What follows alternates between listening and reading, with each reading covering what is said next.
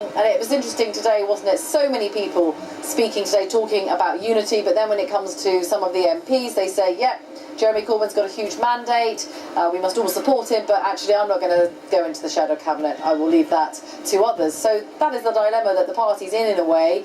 There's a leader who has just been overwhelmingly elected by the party, but the parliamentary party, the MPs, they don't support or share Jeremy Corbyn's vision, not very many of them do. And then of course many of those MPs think that Jeremy Corbyn is very much out of step with the British electorate. So how he manages all of that is going to be pretty tricky in the coming days. He has said before he wants to reach out, he wants to be collegiate, he wants to bring others in, but will he compromise on his principles? Will he compromise on issues like scrapping Trident? And even if he wants to, for the sake of the unity in the parliamentary party, it could well be that the 250,000 people who've just voted for him won't want him to do that. And the thing that seems to have attracted them is, it's his principles, it's the way that he talks, the way that he looks. He just looks and sounds different to any other frontline politician that we've had for the last 20, 30 years. And I think that's what's galvanised people. The question is, will he have the same effect on the wider British electorate? Yes, and brutally, Vicky, he is also lacking in experience for this. I mean, he's been on the backbenches for more than 30 years. This is someone who is going to be looking at a very, very steep learning curve. Yeah, that's right, and people asked him during this campaign, do you want to be Prime Minister? And in the beginning he didn't really answer the question, but I think obviously it dawned on him over the weeks that actually he might well win. The question is, who's going to help him with all of that support? It was interesting at many of his rallies that the staff and the stewards there were, a lot of them were from the unions, from Unite, who of course are incredibly organised, they have money of course, and they will offer him support. Len McCuskey, the union leader, was someone that he greeted and hugged in the sort of hour after he won, so there's that element of all of it. But yeah, he doesn't have that experience. He has really pursued his own, sometimes controversial agenda from the backbenches, and unlike Michael Foot, people have talked a lot about Michael Foot making some kind of comparison with him. Michael Foot had served under other leaders. He had experience. This is not the case with Jeremy Corbyn, and again it's partly that that has attracted people, the fact that he is just completely different. Now of course come Monday he will have to go into the House of Commons, there will be obviously legislation going on, and on Wednesday he will have to do Prime Minister's questions, and he's already said that he wants to shake that up, to change it a bit, and sometimes he will let other people ask questions on his behalf. So it will be very interesting to see how David Cameron responds to all of that. The Tories of course will be pretty happy about it all, but whether they're going to be gloating or not, that might not be the best thing to do. Yes, all right, Vicky, thanks for now. Vicky Young, outside Labour HQ. Let's discuss some of what Vicky was outlining there with me here. Standing next to me, Ian Dunt, the editor of politics.co.uk, and George Eaton, the political editor of The New Statesman. Gentlemen, welcome both. Goodness, the scale of this. Did either of you see this coming? The actual scale, George? I thought he would win in the first round, but I thought it would be in the low 50s. I didn't think he'd get near 60% as he did, and that's the biggest mandate that any party leader has won in history. So that is a momentous and stunning result, and it's all the more stunning, of course, because I can't think of a party leader who's ever been elected with so little support from their MPs. Although 35 MPs nominated Jeremy Corbyn, I think just 14 actually went on to vote for him. So the Labour doesn't just have a traditional left-right split, it also has a profound split between its members and its MPs, and he's now somehow going to have to bridge that divide.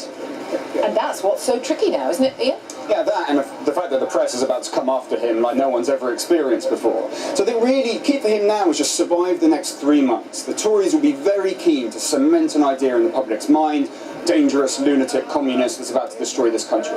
He needs to make sure he can get over those 3 months, actually try to speak to the public above the head of the press, and put together another narrative, which is really the story of here is a normal guy, speaks normal language, speaking truth to power against the Westminster elite. If you can do that, and we'll know by Christmas, I think, whether he's accomplished it, he actually, has a better chance than many of the pundits give him. I mean, do we know whether he really is up for that. But my point being, he had to be persuaded to enter this contest in the first place. I mean, surely at the start of this, he went into it genuinely thinking, I'm here to shake up the debate, to put my sort of policies as part of the debate, and without ever thinking he was going to win. Yeah, that's interesting. I mean, they met up in Parliament, the usual suspects on the left, and said, well, who's going to do it this time? And it turned out it was him. And he got the lucky draw because it looked like the movement was there. I'm not sure the character of the person that benefited from it is necessarily the one that the movement will need. He doesn't look like he's desperate to be doing this. I think he's going to suffer under the bombardment that the press will give him.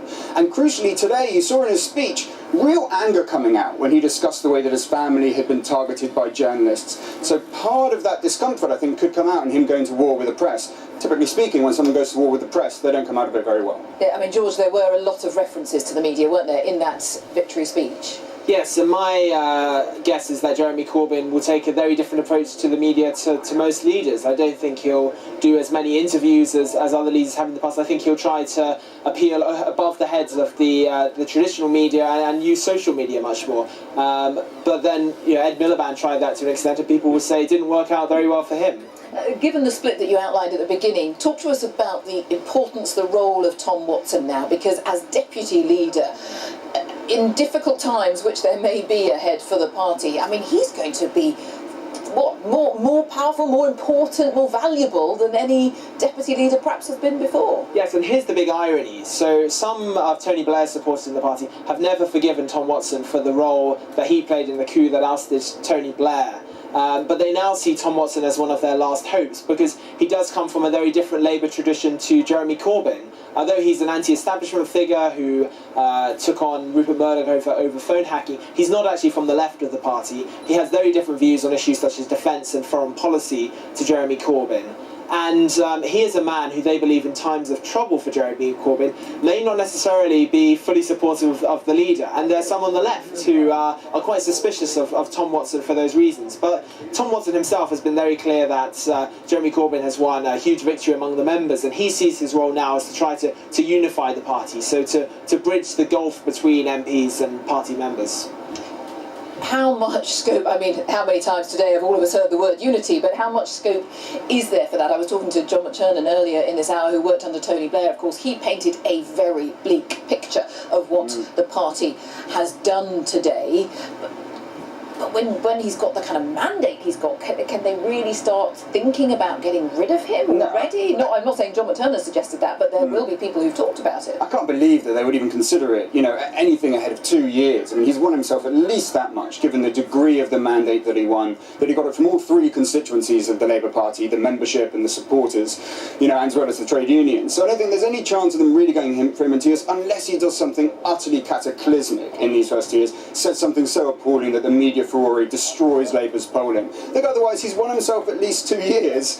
What happens after that is another person's guess. Ian Dunt, George Eaton, thank you very much for being with us this afternoon. Thank you. Well, we've also heard in the last little while first comments from Jeremy Corbyn's brother. Piers Corbyn has been talking to journalists. Let's hear what he had to say. This is fantastic. It has changed the face of British politics. Now, accountability is the way forward. There's probably no one on this earth who knows Jeremy as well as you do. I've known him longer than anyone else here. Are you surprised this has happened? From what I was thinking 3 weeks ago, I'm not surprised. Just after the general election, we did have discussions. I said, there are people out there who do want something new, and he knows that too. But this, compared with then, is a surprise. As the man who knows him best, tell me what qualities he brings. Tell me about him. Well, like all Corbyns, he's got integrity, stands for principles, and stays with the tasks. And do you think, he's created quite a lot of controversy as well as support, people saying that there's no way that he could possibly lead the country. The Tories say he's a security threat. What do you think? Well, that's absurd. They would say that, wouldn't they? What do you've been with your brother in the early days, in the early 80s, his late 70s when he was rallying against for the CMD and going on lots of different marches. He's always had this streak, hasn't he? Well, he was blazing the trail. He was saying we have to talk to the IRA, while the government were talking to the IRA secretly. And what we've got now is peace in Northern Ireland.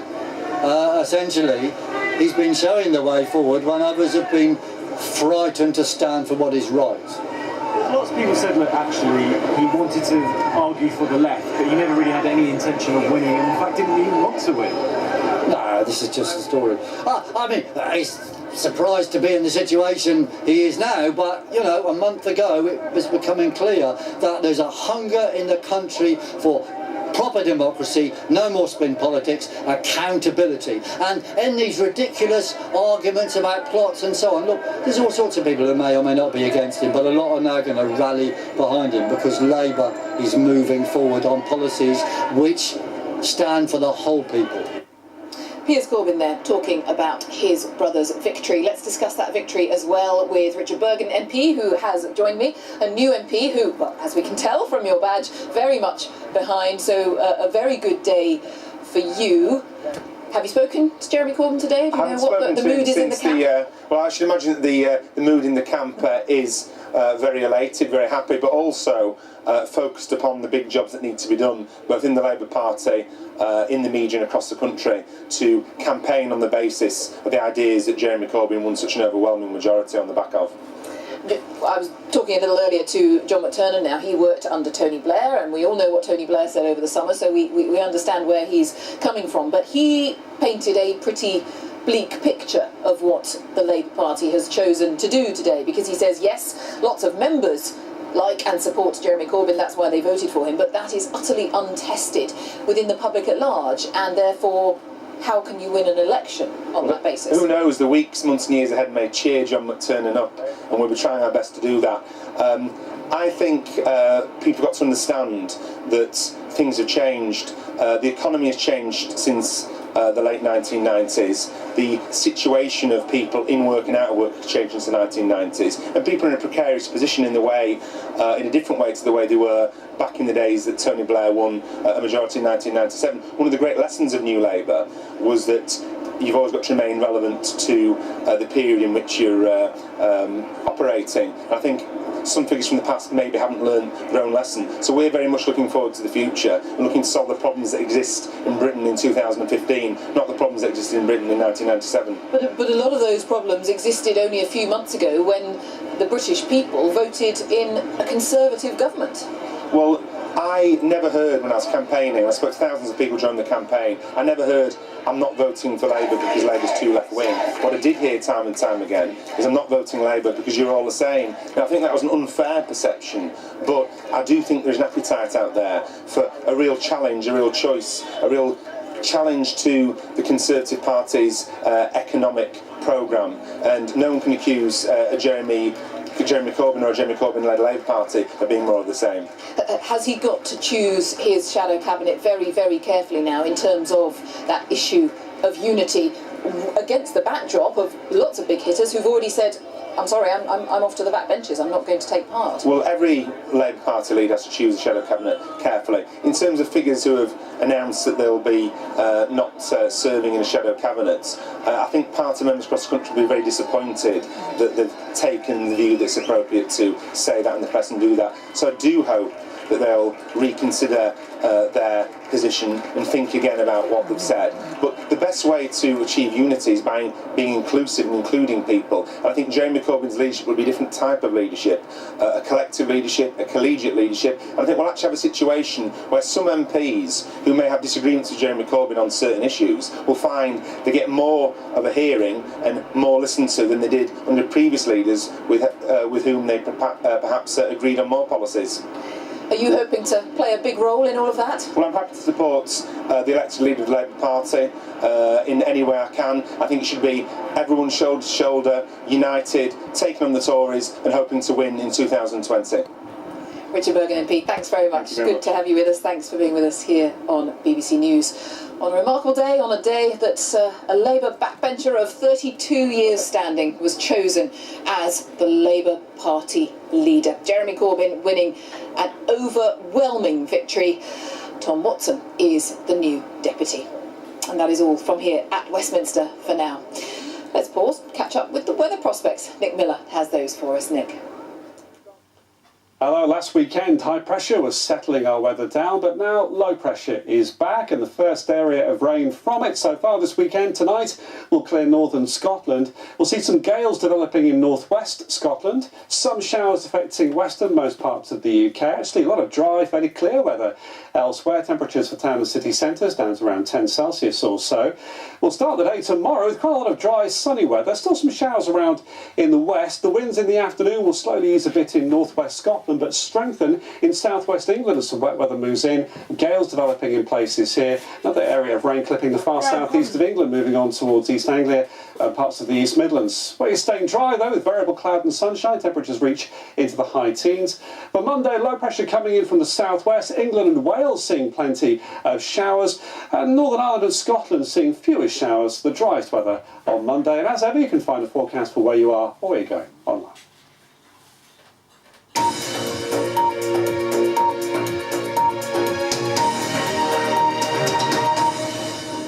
Hello, this is BBC News with me, Anita McVeigh. The headlines for you now at 5:31. Jeremy Corbyn celebrates with his supporters after being elected as the new leader of the Labour Party. The veteran left-winger secured almost 60% of the vote in a landslide victory.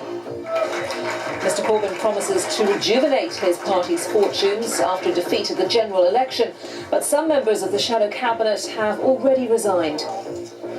Tom Watson is elected as the party's deputy leader. He promised to back Mr Corbyn 100% and is seen as a key figure in maintaining party discipline. In other news, at least 2 British tourists have been killed after a train travelling to the Indian town of Shimla derailed. The train had been chartered privately and was carrying more than 30 British tourists. Officials in Saudi Arabia order an investigation after a crane collapses in the Muslim holy city of Mecca. 107 people were killed and more than 200 injured.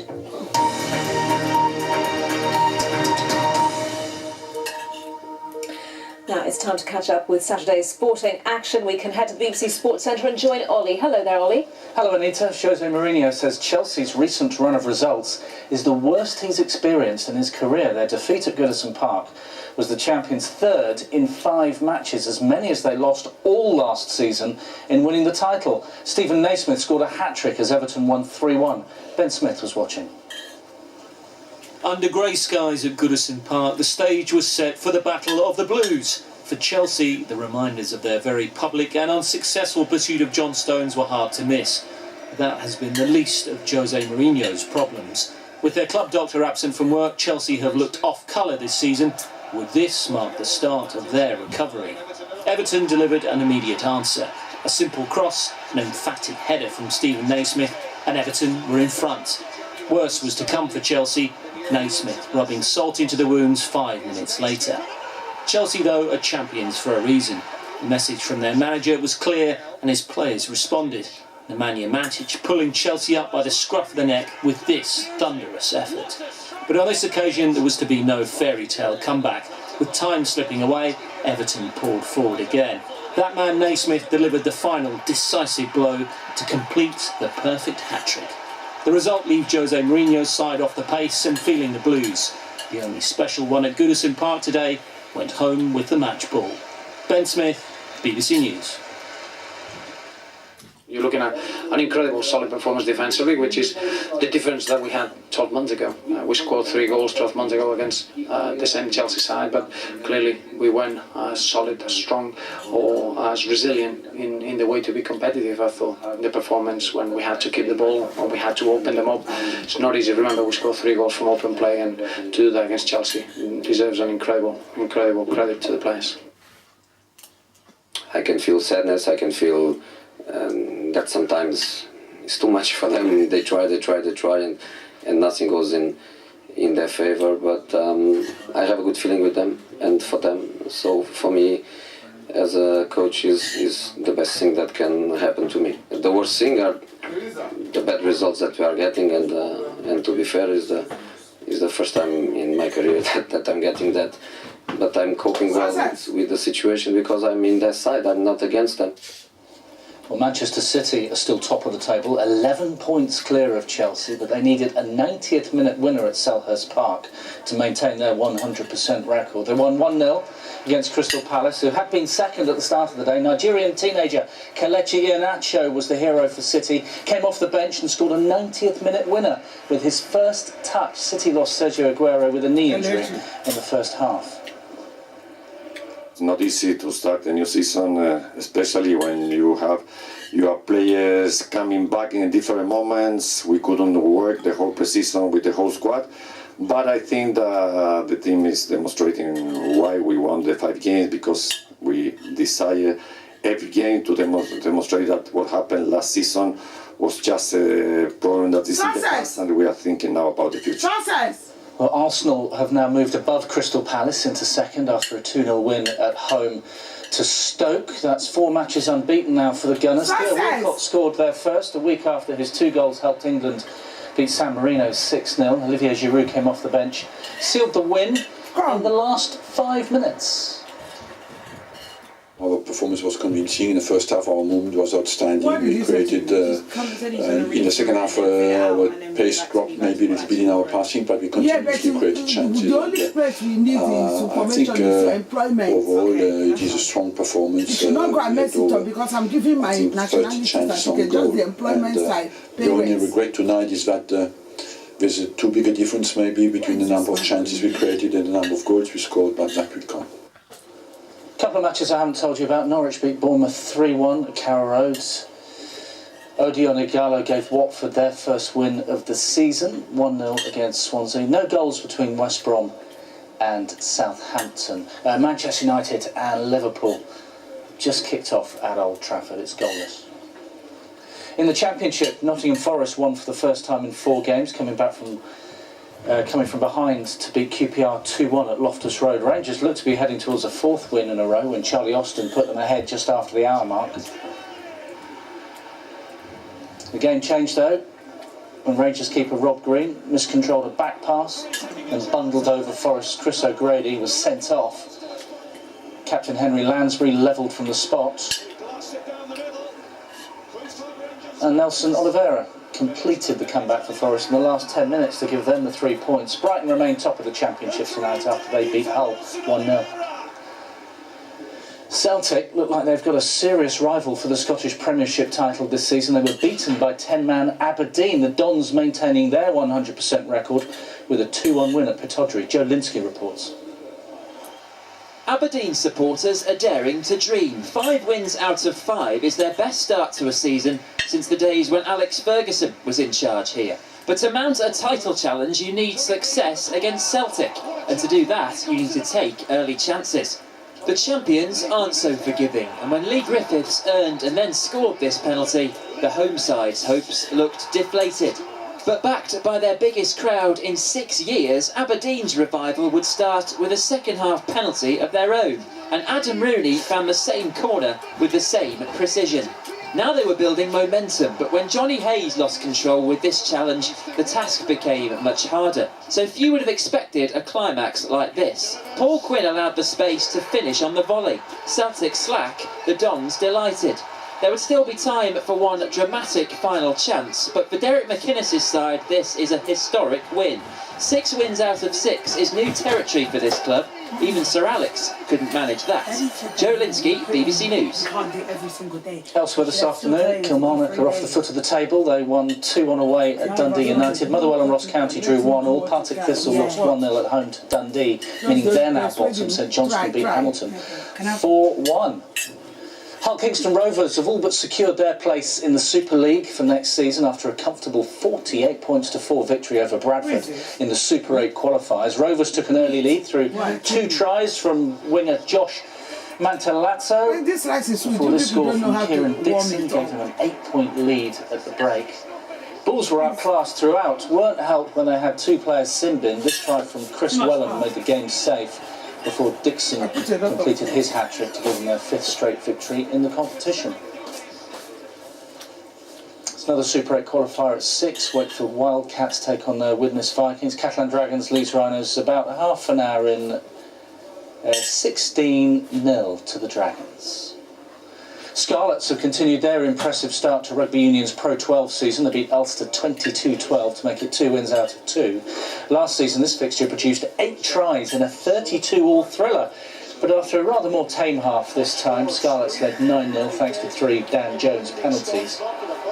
Now, Ulster's lack of discipline and sloppy handling really cost them. Saw Scarlets constantly on the attack, and a pair of perfectly weighted passes left Hadley Parks with a straightforward finish. Scarlets were weakened when John Barclay was sin-binned and Rory Scholes gave the visitors hope. Penalty try later helped their cause, but it wasn't enough. Scarlets winning by 10 points. Another couple of matches in the Pro 12.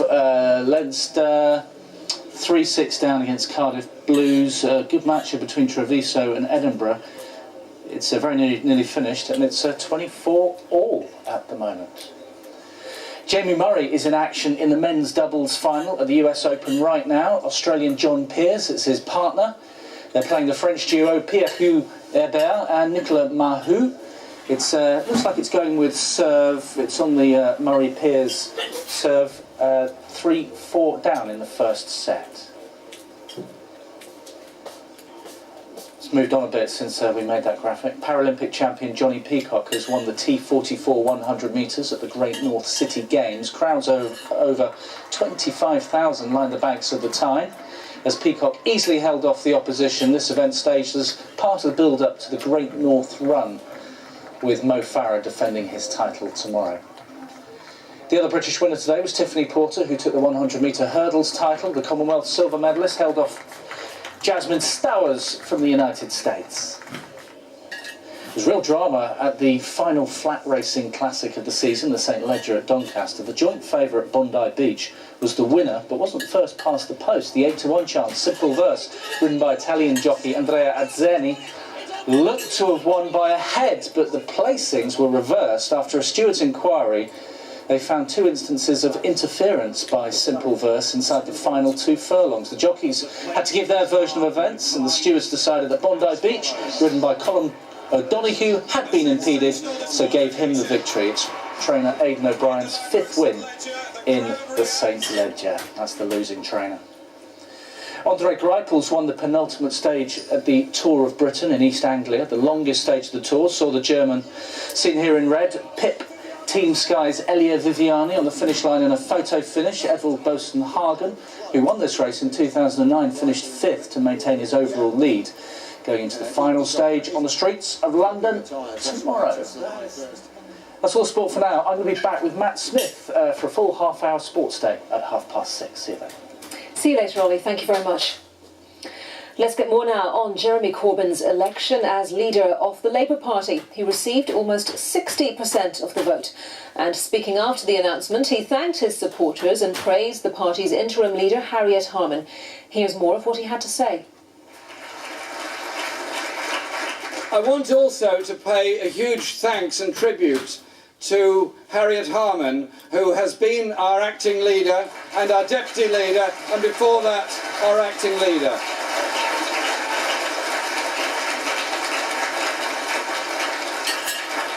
I've known Harriet for a very long time, and what I would say of her is her absolute commitment and passion for decency, equality and the rights of women in our society is something that we will honour her for, thank her for, and we have legislation that's been brought about by her determination. Harriet, thank you so much for all you've done.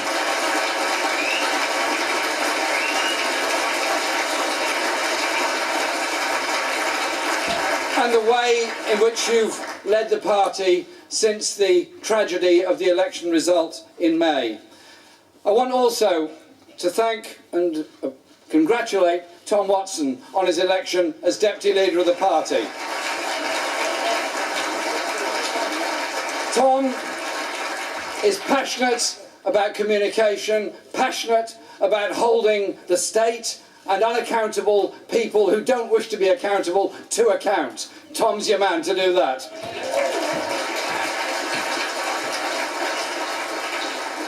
I want also to thank Ed Miliband for all the work he did as leader of our party.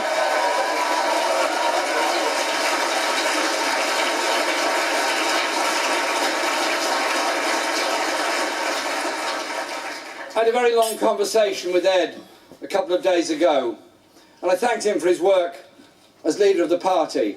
I thanked him for his work as Environment Secretary and somebody who's passionate about defending the world's environment against the way it's being destroyed at the present time.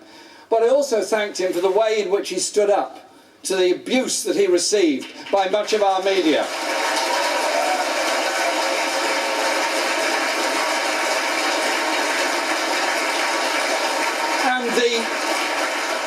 And the dignity he showed when his late father, the great Ralph Miliband, was so brutally abused by some of our media.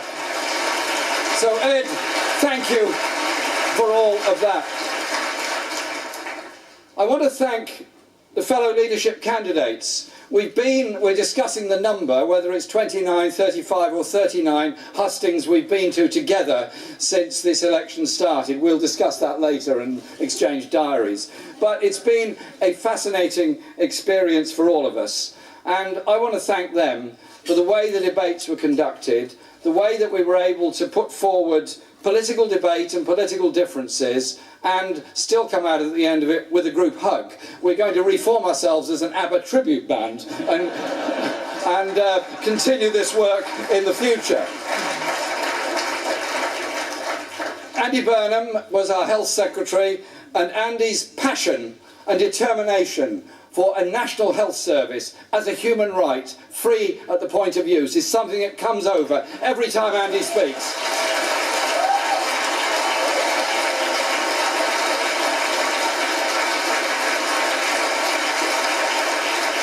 And his passion for comprehensive education to ensure all children have a reasonable, fair and decent start in life.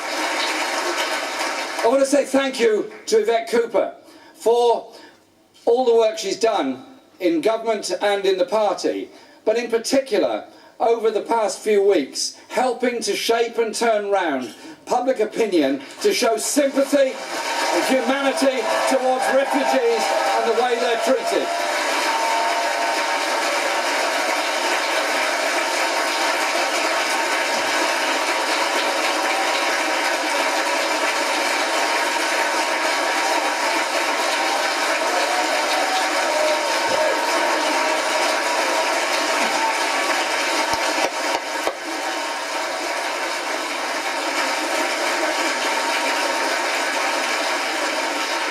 And one of my first acts as the leader of the party will be to go to the demonstration this afternoon to show support for the way refugees must be treated and should be treated in this country. I want to thank Liz Kendall for her friendship during this campaign, for the way we've managed to have some moderately different opinions on a number of issues, but we've managed to maintain a very good friendship. And Liz is somebody that I admire because she absolutely stands up for what she believes in, whether it's easy, simple or popular, or uneasy, not simple or popular. So Liz, thank you very much.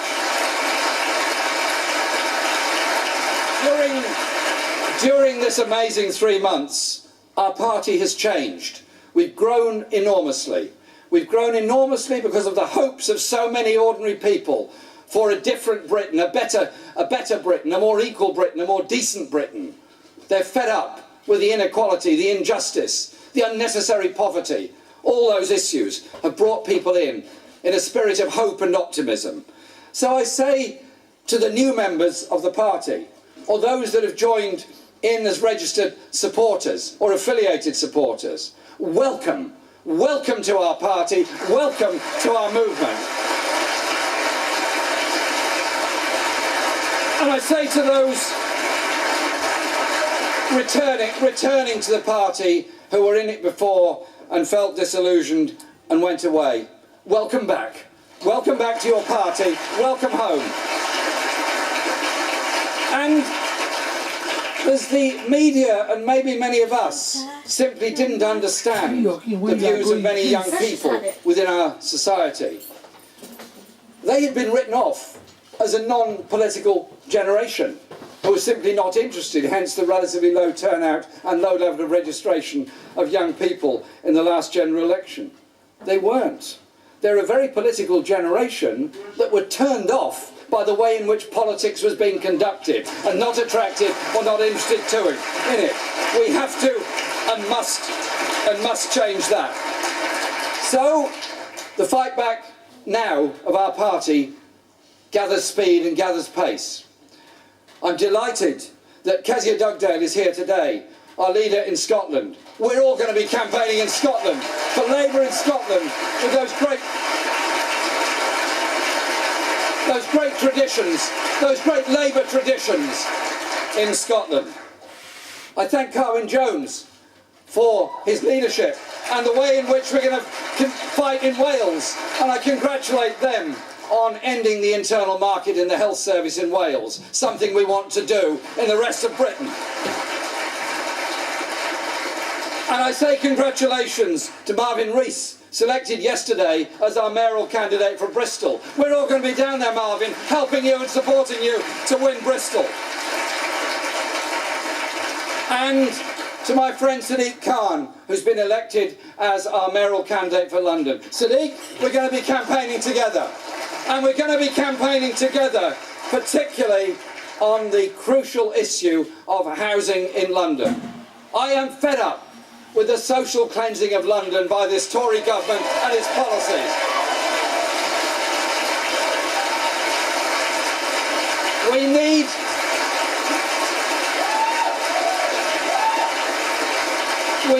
a Labour mayor.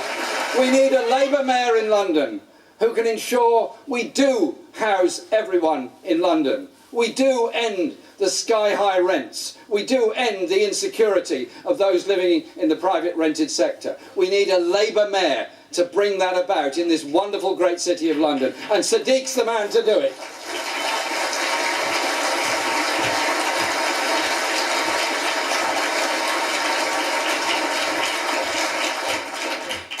This week, the Tories will show what they're really made of.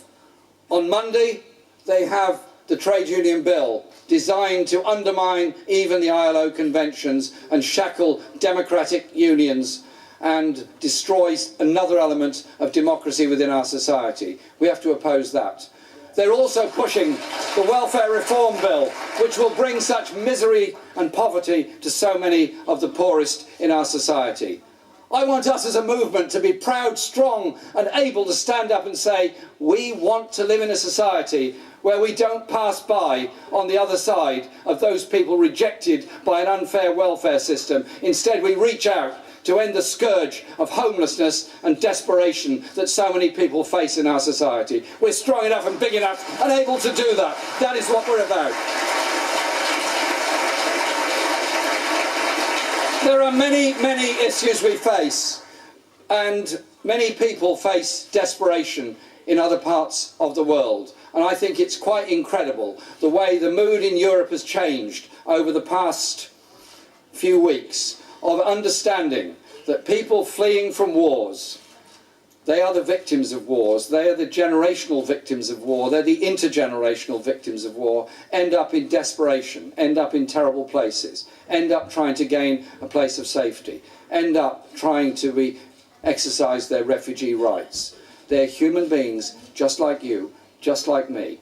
Let's deal with the refugee crisis with humanity, with support, with help, with compassion, to try to help people who are trying to get to a place of safety, trying to help people who are stuck in refugee camps, but recognise going to war creates a legacy of bitterness and problems. Let us be a force for change in the world, a force for humanity in the world, a force for peace in the world, and a force that recognises we cannot go on like this, with grotesque levels of global inequality, grotesque threats to our environment all around the world, without the rich and powerful governments stepping up to the plate to make sure our world becomes safer and better, and those people don't end up in poverty, in refugee camps, wasting their lives away when they could be contributing so much to the good of all of us on this planet. We are one world. Let that message go out today from this conference centre here in London. I conclude by this. The Tories have used the economic crisis of 2008 to impose a terrible burden on the poorest people in this country.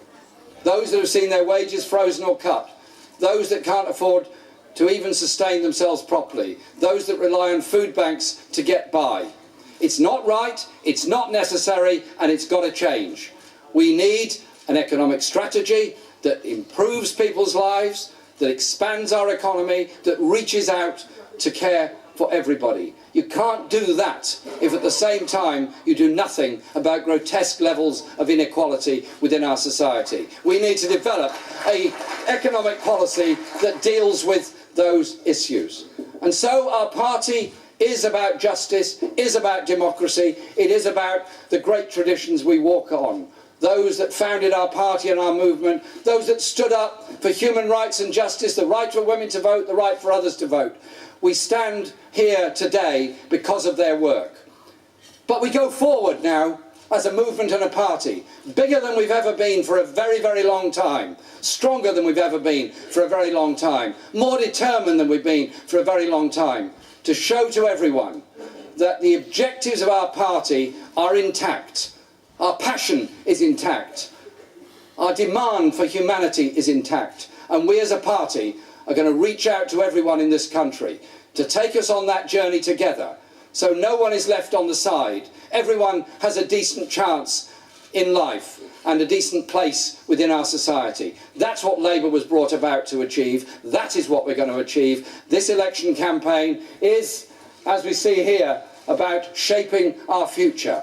Our party is going to, I hope, become more inclusive, more involved, more democratic, and we're going to shape the future of everyone in this country in a way that I think will be remembered as something that is good for everyone, that brings about the justice that we all crave, and that is what brought us into this wonderful party and this wonderful movement ourselves. I say thank you to everyone for all their support, friendship and comradeship during this election process. And I say thank you in advance to us all working together to achieve great victories, not just electorally for Labour, but emotionally for the whole of our society, to show we don't have to be unequal, it doesn't have to be unfair, poverty isn't inevitable, things can and they will change. Thank you very much. Jeremy Corbyn's acceptance speech after his landslide victory as Labour leader. More on that at the top of the hour right now. It's time for the weather forecast. Here's Nick Miller. Hello, last weekend high pressure was settling our weather down, but now low pressure is back and the first area of rain from it so far this weekend. Tonight will clear northern Scotland. We'll see some gales developing in northwest Scotland, some showers affecting western most parts of the UK. Actually a lot of dry, fairly clear weather elsewhere. Temperatures for town and city centres down to around 10 Celsius or so. We'll start the day tomorrow with quite a lot of dry, sunny weather. Still some showers around in the west. The winds in the afternoon will slowly ease a bit in northwest Scotland, but strengthen in southwest England as some wet weather moves in. Gales developing in places here. Another area of rain clipping the far southeast of England, moving on towards East Anglia and parts of the East Midlands. Well, it's staying dry though, with variable cloud and sunshine. Temperatures reach into the high teens. But Monday, low pressure coming in from the southwest. England and Wales seeing plenty of showers, and Northern Ireland and Scotland seeing fewest showers. The driest weather on Monday. And as ever, you can find a forecast for where you are or where you're going online.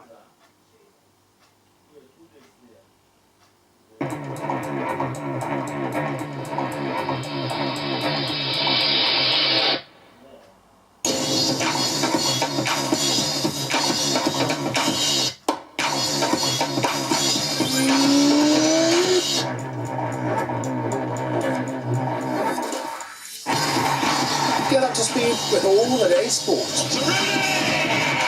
Don't miss Sports Day, tonight at 6:30 on the BBC News Channel and again at 7:30. Lives have changed forever. In the 9 months before they were even born. Quite cool to find that I may be the first ever of my kind. Countdown to Life, the extraordinary making of you, starts Monday at 9 on BBC 2.